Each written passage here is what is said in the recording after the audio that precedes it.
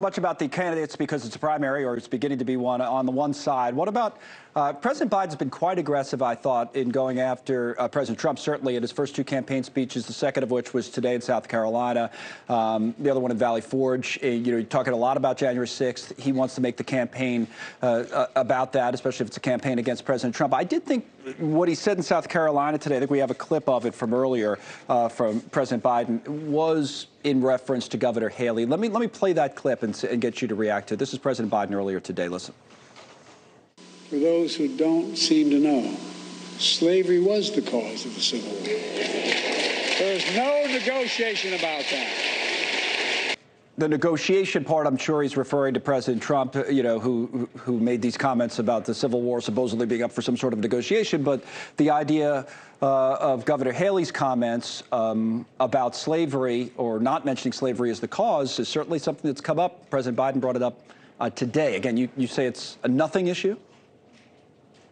Look, Nikki Haley was the governor of South Carolina that took down that Confederate flag. She's the one that stood strong and accepted no compromises other than the absolute solution, which was getting rid of the Confederate flag. And even President Biden acknowledged that.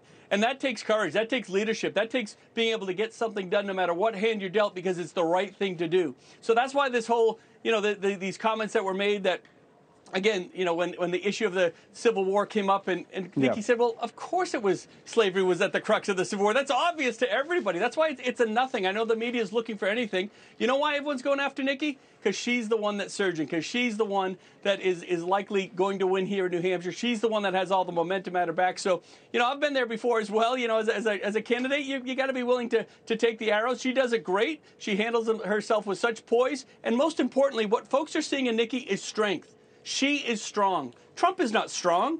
Trump is complaining and whining. If anything, he's the opposite of strength and strong. But that's what this country is looking for. Strength that can galvanize people together, that understand what needs to happen domestically, internationally, that understands there's accountability in government, not just big policy ideas that fail in Washington, which we've seen with both of these administrations. Folks are excited to get stuff done, and they know she brings the resume to do it. If he's not strong, then why not go after him a little bit stronger than Governor Haley has? So January 6th, for example, that's come up as we just passed the anniversary. And Ambassador Haley said that she would consider pardon. She would pardon President Trump. Why pardon the former president for his actions surrounding what happened on January 6th? And what would she do, do you know?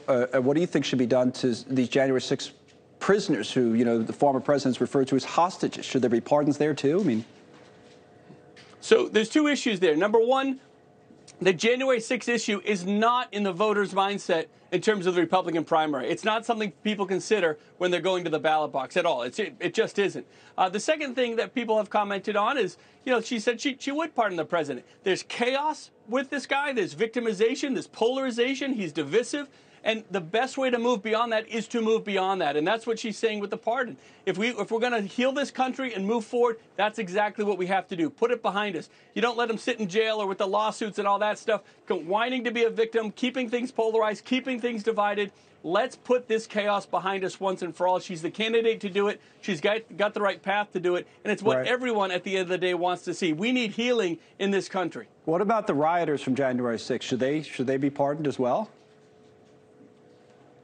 Look, are you asking me or asking Nikki Haley? You can ask Nikki Haley what she says about that. I believe that you hold those folks accountable. They broke the law. You got to hold them accountable. Nikki has her own kind of thoughts on that process. But again, January 6th is not something that's a driving issue that comes up at the town halls, or a driving issue in the polls, or a driving issue that's driving people to vote. They want to bring this country together. They want folks that get something done. They want folks that are going to make sure America stands strong internationally. And when you put all that package together of experience, the fact that she is the wife of a combat veteran, the fact that she's a mom, the fact that she brings some humanity to a lot of these very tough issues, and most importantly, again, it's not a big government solution out of Washington that we're promised. She looks at every issue through the eyes of the voters through the electorate, whether it's a mental health issue or opioid recovery issues or border security. It's all about how does it affect the individuals. And that's a mindset we have not seen in Washington in a long time. And it's a big reason why so many folks are galvanizing behind Nikki. Let me get one question in, a quick one at the end, Governor, about your state, because the closest poll I've seen was only one poll. She was within 4.